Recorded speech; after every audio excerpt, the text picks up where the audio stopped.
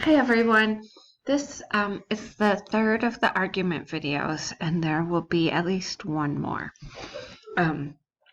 which might be the live recording from class. So here we have an argument topic: agree or disagree, children under 12 should have cell phones. As you remember, we don't use those words when we write our thesis, agree or disagree.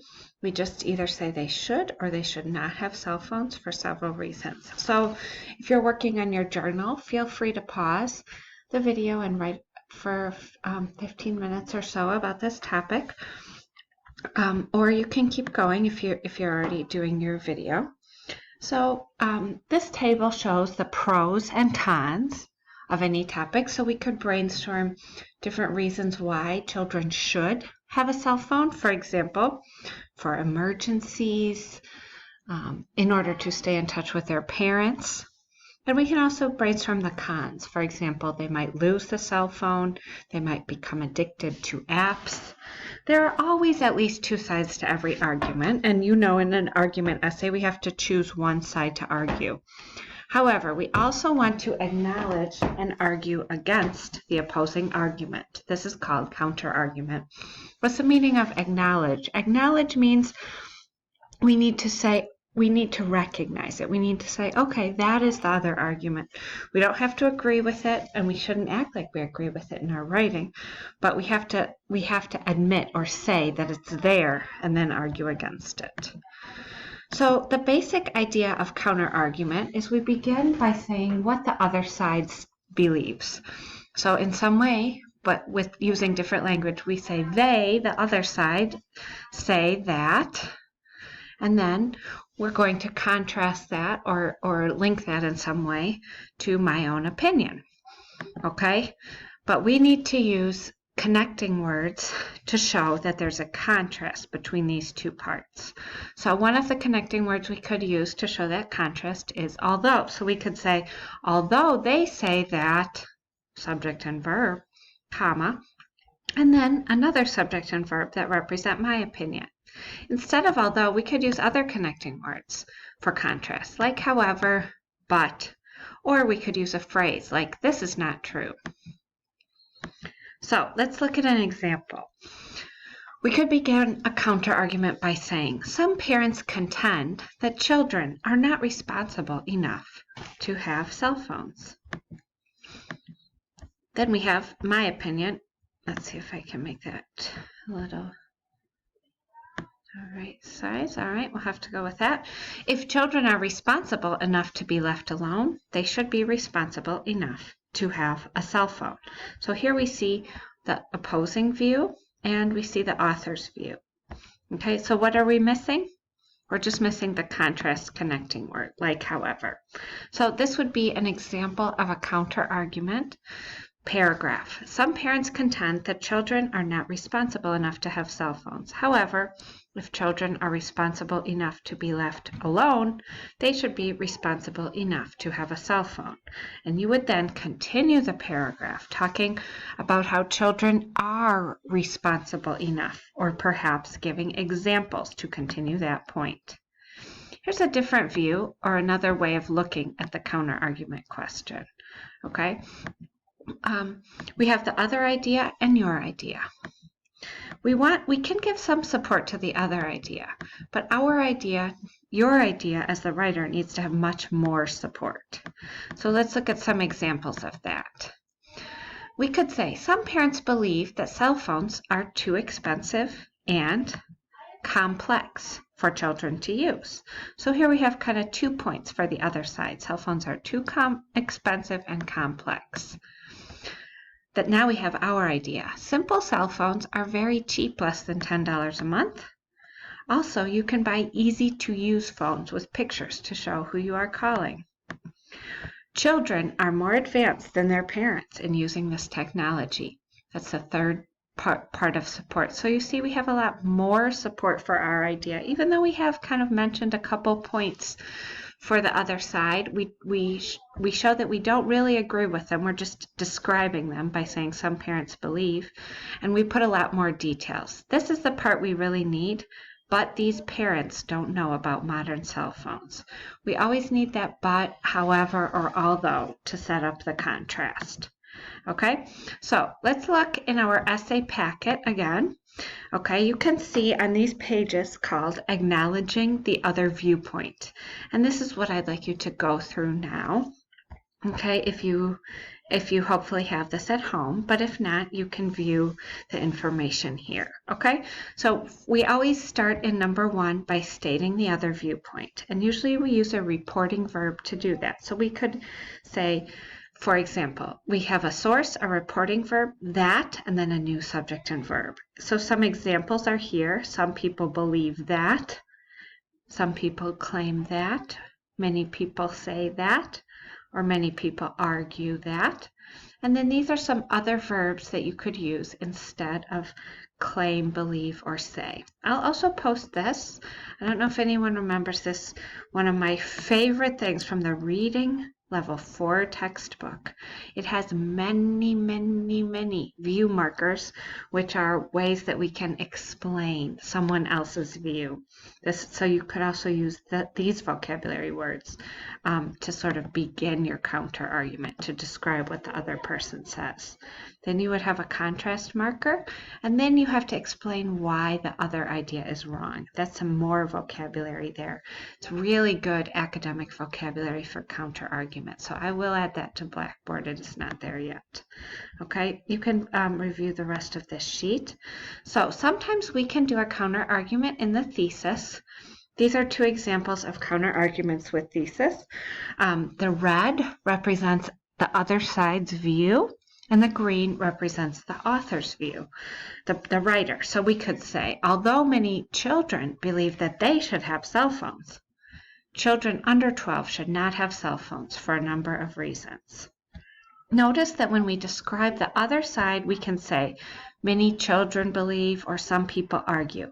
But when we say our side, we don't say other people believe, or we don't say I believe or I think. Okay, we just assert it. We just state our opinion so that it's strong. Okay, you can also do a thesis that has sort of like 2 sentences. Some people argue that having a cell phone is good for children. However, access to cell phones is dangerous for children for several reasons. So this is a great way to do it in the thesis if you'd like. You can, of course, also show the opposing idea in the introduction. So you could have, like even for letter B, before this, you could have a lot of information about how having a cell phone is good in the introduction, and then you would have your thesis. Do you guys hear my cats again? If it's not my cats, it's my kids. It's not easy to be an online teacher. I'm going to tell you that right now. Okay. Then we say, however, and then we say, we kind of continue like that. Okay. So let's keep going here. We can also put our counter arguments in the body paragraph. So if we put our counter arguments in the body paragraph does not begin with a traditional topic sentence. So take a minute, pause the video if you need to read this paragraph. So as I said, you will notice that there is no topic sentence in this paragraph. It doesn't begin by saying the second reason is blah, blah, blah, okay? It starts out with showing the opposing view. That is because, maybe if you're taking reading class in ESL, the main idea in advanced, sophisticated academic writing, the main idea is not always the first sentence of a paragraph. You know that from reading class. Sometimes you have to read the whole paragraph in order to find out what the main idea is, correct? So what I want you to remember with this part is that you are now going to be writing a paragraph like that, a paragraph that does not have the main idea stated in the first sentence, but someone has to infer the main idea, and they would absolutely be able to infer it from reading this paragraph because they could see that these sentences represent the opposing view. Then we have a contrast connecting sentence, basically. Then we have our own opinion. Some other very important features to notice about this is that the green argument, our argument always has to be stronger. Don't make your argument weaker than the other side's argument, okay? And these 2 points have to be connected. So this point is about responsibility, and this point is also about responsibility. We don't have one part being about money, for example, and the other part about responsibility, okay? So go ahead and pause and read the next paragraph.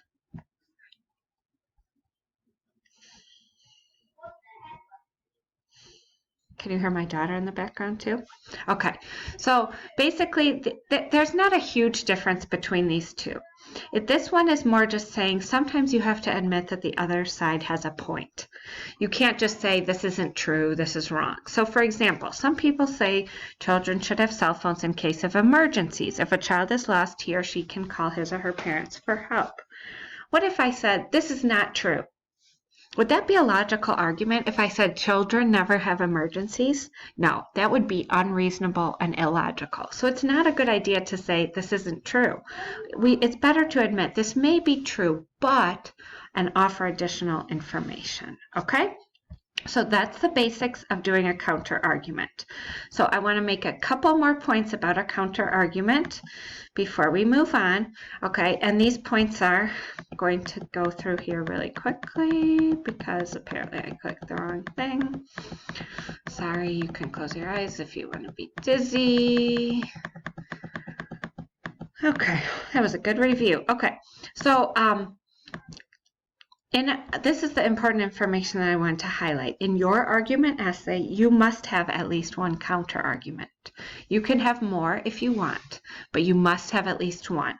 I do not have a rule about which paragraph should have a counter argument. If you study for the TOEFL test or IELTS, you might have learned that you should put the counter argument as the last body paragraph in your essay. It's fine with me if you want to do it that way, but it's not a rule that you have to follow. You can put a counter argument wherever it works for you. You could put 2 counter arguments. You could put 3 counter arguments. Whatever you want, as long as it's good and logical. Okay?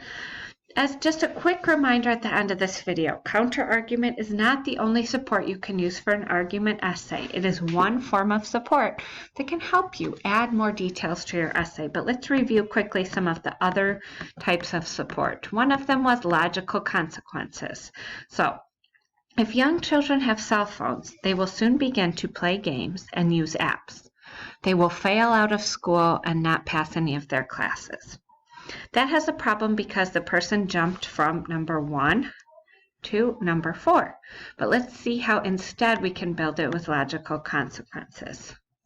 Games and apps are addictive, even for adults.